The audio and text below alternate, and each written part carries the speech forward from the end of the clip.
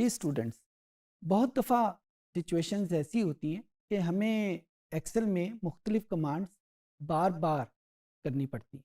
बार बार करने से मुराद ये है कि एक जैसे फंक्शन हमें हर एक शीट के ऊपर करने पड़ते हैं। मिसाल के तौर के ऊपर जब किसी स्कूल में रिज़ल्ट तैयार होता है, जब ग्रेड बुक बनती है, तो हर स्टूडेंट के लिए या हर क्लास के लिए एक जैसे फंक्शन बार बार करने पड़ते हैं। जितनी भी क्लासेस, जितने भी सेक्शन उस स्कूल में होंगे, उन सब के लिए सबके नंबरों को ऐड करेंगे, फिर उसके बाद उनकी ग्रेड्स बनेंगे, फिर उनकी पोजीशंस डेवलप होंगी।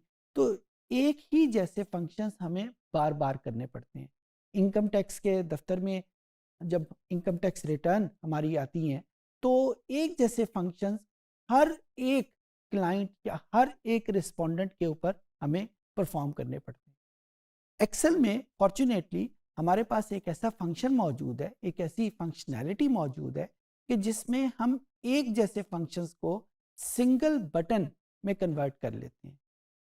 जो ही हम वो एक बटन प्रेस करते हैं, जो फंक्शंस हमने उसमें लेआउट किए होते हैं, वो सारे फंक्शन बार बार उसके ऊपर अप्लाई हो जाते हैं। एक एग्जांपल मैंने एक दफ़ा पहले भी इस सेशन में दी थी, वही दोहरा रहा हूँ कि जिस तरह हमारे मोबाइल फ़ोन्स हैं, उसमें जब हम डू नॉट डिस्टर्ब का बटन प्रेस करते हैं, तो उस डू नॉट डिस्टर्ब के बटन के अंडर बहुत सारे फंक्शंस परफॉर्म हो जाते हैं। फॉर एग्जांपल उसकी स्क्रीन डिम हो जाती है, फॉर एग्जांपल उसकी आवाज़ बंद हो जाती है, फॉर एग्जांपल उसमें बैटरी अगर हम उसको चार्ज कर रहे हैं तो 80% के बाद वो ज़ीरो पे चली जाती है। सो ये सारे फंक्शंस वो सिंपल एक बटन के ऊपर आ जाते हैं, जिसको हम टेक्निकल ज़ुबान में सिंगल बटन सॉल्यूशन कह देते हैं। उसी तरीके से एक्सेल में जब हमने एक जैसे फंक्शंस बार बार करने होते हैं, तो हम उसके लिए एक सिंगल बटन डेवलप कर लेते हैं। उस सिंगल बटन को एक्सेल की ज़ुबान में मैक्रो कहते हैं। मैक्रो कैसे डेवलप करते हैं, इस सेशन में हम यही सीखेंगे। आइए कंप्यूटर पे चलते हैं और देखते हैं कि हम एक्सेल में मैक्रो यानी एक सिंगल बटन सॉल्यूशन बहुत सारे फंक्शंस के लिए कैसे बनाएंगे। तो स्टूडेंट, ये मेरे पास एक रिजल्ट कार्ड है। मेरे पास एक स्कूल में मैंने हाइपोथेटिकल एक एग्जांपल जनरेट किया है, जिसमें 3 क्लासेस हैं, शीट 1, शीट 2 और शीट 3 में। मैंने इन तमाम शीट्स के ऊपर एक जैसे फंक्शन करने हैं। मैंने उनको फॉर्मेटिंग करना है इन नंबरों को, फिर इन नंबरों की परसेंटेज कैलकुलेट करनी है, क्योंकि ये तमाम नंबर आउट ऑफ 125 है। और जब ये परसेंटेज कैलकुलेट हो जाए, तो फिर मैंने उनके रैंक्स यानी उनकी पोजीशन डेवलप करनी है। ये सारे काम मैंने शीट नंबर 1 यानी क्लास 1 के लिए भी करने हैं, ये सारे काम मैंने क्लास 2 यानी शीट 2 के लिए भी करने हैं, और ये सारे काम मैंने शीट 3 यानी क्लास 3 के लिए भी करने हैं। उसी तरीके से फॉर्मेटिंग करनी है, उसी तरीके से परसेंटेज कैलकुलेट करनी है आउट ऑफ 125, और उसी तरीके से उनकी पोजीशनिंग यानी उनके रैंक्स कैलकुलेट करने हैं। तो अब मैं यहाँ पे एक्सेल को इस काम के लिए तैयार करूँगा कि किस तरीके से इन तमाम कामों को मैं एक मर्तबा करके एक्सेल में रिकॉर्ड कर लूँ, और जब एक्सेल इसको रिकॉर्ड कर ले, तो फिर हर मर्तबा दूसरी क्लास के लिए मैं वो सारे फंक्शन बारी बारी ना करूं, बल्कि एक्सेल में वही जो रिकॉर्डेड फंक्शन है उनको दोबारा चला दूं, तो वो सारे फंक्शन दोबारा हो जाएंगे। थर्ड क्लास के लिए वही सारे फंक्शन दोबारा अगर उसको रन कर दिया जाए, तो वो सारे फंक्शन दोबारा परफॉर्म हो जाएंगे। सबसे पहले, जिस तरह अभी मैंने थोड़ी देर पहले आपको बताया कि इस काम को हम एक्सेल की ज़ुबान में मैक्रो कहते हैं। मैक्रो हर एक्सेल में जब भी हम इसको इंस्टॉल करते हैं, तो हम उसमें मौजूद है, लेकिन वो सामने आम तौर के ऊपर नज़र नहीं आता। उसको ऑन करने के लिए मैं कुछ फंक्शंस यहाँ पे परफॉर्म करूँगा। हो सकता है कि आपके कंप्यूटर में वो चीज़ पहले से मौजूद हो, लेकिन जहाँ पे मौजूद नहीं है उनके लिए ये एक एडिट फीचर हो जाएगा। फाइल को बटन को प्रेस किया, फिर उसके बाद हम ऑप्शंस पे गए, और ऑप्शंस में जाने के बाद हम ये कस्टमाइज रिबन यहाँ पे क्लिक करेंगे। अच्छा, ये जो नंबर ऑफ स्टेप्स मैं कर रहा हूँ, ये क्लिक्स कर रहा हूँ, ये ज़हन में रखिएगा कि अगर आपके पास एक्सेल का कोई और वर्जन मौजूद है तो स्टेप्स यही होंगे, लेकिन उनकी पोजीशनिंग शायद डिफरेंट हो। फॉर एग्जांपल इस वक्त अगर आपके पास एक्सेल का वर्जन 2021 या 2022 मौजूद है तो शायद ये फंक्शन किसी और तरीके से परफॉर्म हो, वो उसके लिए आपको उसके मैनुअल देखना पड़ेगा, लेकिन उनकी तरतीब यही होगी।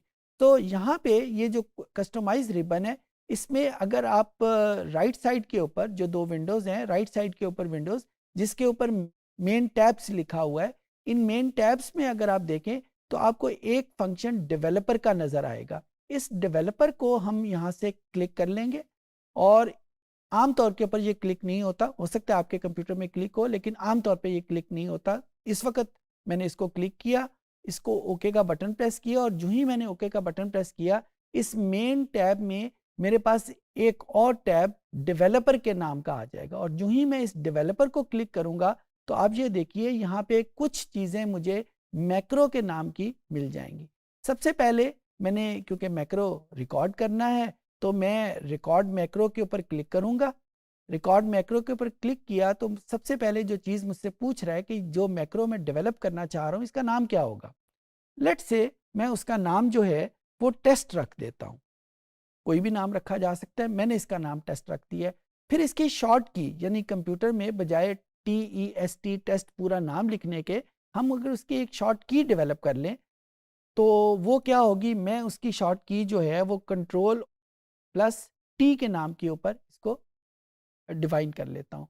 ये मैक्रो कहाँ डिफाइंड होगा, ये इस वर्कशीट है उसके ऊपर डिफाइन होगा। हम इसको एक ग्लोबल लेवल के ऊपर भी डिफाइन कर सकते हैं और इसको लोकल लेवल के ऊपर भी डिफाइन कर सकते हैं। लोकल लेवल का मतलब ये होगा कि जब तक ये शीट ऑन रहेगी वो फंक्शन, वो मैक्रो फंक्शन करता रहेगा, लेकिन जो ही हम इस शीट से बाहर निकलेंगे तो वो मैक्रो काम करना बंद कर देगा। ग्लोबल लेवल ये होगा कि चाहे इस शीट के ऊपर हम हों चाहे किसी दूसरी शीट के ऊपर हम अप्लाई करें, वो फंक्शन, वो मैक्रो हर मर्तबा अपना काम, अपना फंक्शन परफॉर्म करेगा। इस वक्त मैं इसको इस वर्कबुक के लिए फोकस कर रहा हूँ, यानी लोकल मैक्रो डेवलप कर रहा हूँ। जब ये चीज़ें, इसका नाम और इसकी शॉर्टकट की डिफाइन हो जाए तो फिर हम इसको ओके कर देंगे और जो ही हमने इसको ओके किया, आप नोटिस करेंगे यहाँ पे आपकी स्क्रीन के लेफ्ट बॉटम के ऊपर एक रेडी का बटन और एक बॉक्स नजर आना शुरू हो जाएगा। ये बॉक्स इस चीज की निशानी है कि इस पॉइंट के बाद मैं जो भी कीबोर्ड के ऊपर फंक्शन परफॉर्म करूंगा, एक्सेल उसको रिकॉर्ड कर रही है। वो चाहे फंक्शन सही हो गलत हो, जैसा भी फंक्शन होगा एक्सेल उसको रिकॉर्ड कर रही है। तो अब मैं यहाँ पे सबसे पहले इस मार्क्स को मैं कंडीशनल फॉर्मेटिंग करता हूँ। इस कंडीशनल फॉर्मेटिंग कैसे होगी, ये इसको होम का बटन प्रेस किया और होम का बटन प्रेस करने के बाद मैं इसको कंडीशनल फॉर्मेटिंग पे क्लिक करूँगा। कंडीशनल फॉर्मेटिंग क्लिक की और यहाँ पे डेटा रूल्स और मैंने इसको ये कंडीशन डिफाइन कर ली। ये वही चीज़ है जो हमने किसी पिछले सेशन में सीखी थी। अब उसकी फॉर्मेटिंग एक दूसरे तरीके से हम करते हैं। हम सबसे पहले इसको कॉपी कर लेते हैं और कॉपी करने के बाद यहाँ पे हम जो इसकी फॉर्मेटिंग करेंगे उसकी शेड जो है वो चेंज कर लेते हैं। ये ज़रूरी नहीं कि हम इसको चेंज करें, मैं सिंपल उसके फंक्शंस को परफॉर्म करने के लिए आपके सामने ये कर रहा हूँ। तो ये मैंने दूसरी फॉर्मेटिंग इसके ऊपर परफॉर्म कर दी। अब मैं इसकी परसेंटेज कैलकुलेट करूँगा और परसेंटेज कैलकुलेट करने के बाद मैं यहाँ पे 96 डिवाइडेड बाय 125 और ये उसकी वैल्यू आ गई और इसका फॉर्मेट मैंने परसेंटेज में कन्वर्ट कर दिया। अब इसको हमने कॉपी कर लिया और कॉपी करने के बाद हमने इसको क्लिक कर दिया। तो अब इस स्टेप में इसने उसकी परसेंटेज कैलकुलेट कर ली। उसके बाद मैं इन नंबर्स की रैंकिंग को डिफाइन करना चाहूँगा। रैंक का फंक्शन भी हमने पिछले किसी सेशन में लर्न किया था, तो मैं दोबारा यहाँ पे इसको एक्सप्लेन नहीं करूँगा। रैंक ऑफ दिस नंबर और फिर हम इसकी रेंज डिफाइन करेंगे A2 से लेकर A20 तक। ये मैंने इसकी रेंज डिफाइन कर ली काइंडली जहन में रखिएगा कि ये जो मैं डॉलर साइंस यूज़ कर रहा हूँ इसको भी आपने नोट करना है। और इसकी ये पोजीशन 1 आ गई और फिर उसके बाद हम इसको इस पोजीशन को यहाँ पे कॉपी कर लेंगे और इस तरीके से मेरे पास ये सारे कॉलम हो गए। अब मैंने जितने फंक्शंस परफॉर्म करने थे वो मैंने कर लिए। अब मैं जो रिकॉर्डिंग का फंक्शन है उसको रोकना चाहता हूँ, तो मैं ये जो बॉक्स बना हुआ है लेफ्ट बॉटम के ऊपर, इसको मैं क्लिक करूँगा और जो ही मैंने इसको क्लिक किया तो अब ये वाले फंक्शन जो हैं, ये वाले जो मैंने 4, 5, 6 फंक्शन किए हैं, ये सारे के सारे रिकॉर्ड हो गए हैं। अब मैं शीट 2 पे जाता हूँ और यहाँ पे मैं वही फंक्शंस जो हैं, कंट्रोल टी मैंने उसका शॉर्टकट लिया था, तो कंट्रोल टी मैं प्रेस करूँगा और जो ही मैंने कंट्रोल टी प्रेस किया, वही फंक्शन जो मैंने पहले उससे रिकॉर्ड करवाए थे वो सारे के सारे इसने इस शीट के ऊपर भी परफॉर्म कर दिए। सिमिलरली जब मैं एक अगली शीट के ऊपर जाऊंगा, बिल्कुल उसी तरीके से मैं कंट्रोल टी का बटन प्रेस करूंगा और वो जो सारे फंक्शन जो हैं वो इसने एक्सेल में जो लर्न किए थे वो आपके सामने इसने परफॉर्म कर दिए। तो इस तरीके से देखें, ये हमने उस प्रोसेस को जो हमने बार बार करना था, हमने एक्सेल में एक मरतबा उसको रिकॉर्ड कर लिया और रिकॉर्ड करने के बाद हमने उसको बारी बारी उसको परफॉर्म करवा दिया। अच्छा, ये जो मैक्रो की जो डेवलपमेंट है या मैक्रो की जो लिखना है, ये क्वाइट टेक्निकल है। अभी जो मैंने आपके सामने जो मैक्रो लिखा, इसके पीछे एक्सेल ने वो सारी कमांड ज़ुबानी याद की हुई हैं, वो सारी कमांड इसने रिकॉर्ड की हुई हैं। कहाँ पे हैं? बिल्कुल उसी तरह जिस तरह हमने मैक्रो को स्टार्ट करते वक्त डेवलपर के बटन को प्रेस किया था, डेवलपर के बटन को प्रेस किया और यहाँ पे अगर आप देखें मैक्रोस के बटन को क्लिक करें तो आपके सामने एक मेन्यू ओपन होगा, जिसमें मेन्यू में वो जितने भी मैक्रोस हमने डिफाइन किए हुए हैं, हमने डेवलप किए हुए, वो सबकी लिस्ट यहाँ पे आ जाएगी। इस वक्त तक क्योंकि हमने सिर्फ एक मैक्रो डेवलप किया है, तो यहाँ पे टेस्ट के नाम का वही मैक्रो मौजूद है। इसको अगर मैंने एडिट का बटन प्रेस करूँ तो ये देखें, ये एक प्रोग्रामिंग विंडो ओपन हो जाएगी और इसमें कंप्यूटर की लैंग्वेज में, जिसका टेक्निकल नाम विजुअल बेसिक है, क्योंकि एक्सेल में जितने भी फंक्शन परफॉर्म होते हैं उसकी बैक हैंड के ऊपर जो लैंग्वेज काम कर रही है वो उसे विजुअल बेसिक कहते हैं। विजुअल बेसिक की ज़ुबान इस्तेमाल करते हुए ये सारे फंक्शन यहाँ पे लिखे हुए हैं। आपने देखा कि जो हमने फंक्शंस की अगर गिनती करें वो तो गिनती के 3 या 4 फंक्शन थे, लेकिन उसको परफॉर्म करने के लिए एक्सेल में कितनी ज़्यादा प्रोग्रामिंग लाइंस लिखनी पड़ती हैं। ये सारी टेक्निकल लैंग्वेज है और इस विजुअल बेसिक को जितना ज़्यादा हम लर्न करेंगे, मैक्रो की डेवलपमेंट हमारे लिए उतनी ज़्यादा आसान हो जाएगी। हम उतना ज़्यादा कस्टमाइज्ड मैक्रो डेवलप कर लेंगे, हम उतने ज़्यादा आसानी के साथ मुख्तलिफ कॉम्प्लेक्स फंक्शन अप्लाई करना शुरू कर देंगे। जाहिर है ये डिपेंड करता है आपकी कंप्यूटर की प्रोग्रामिंग की प्रोफिशेंसी के ऊपर, जो किसी और कोर्स में आप लर्न कर लेंगे। इस वक्त मैं सिर्फ आपको दिखाने के लिए मैंने ये आपको दिखा दिया कि ये विजुअल बेसिक के ऊपर ये सारी कमांड्स इसने याद की हुई हैं। उम्मीद है कि चीज़ें आपको समझ आ जाएंगी।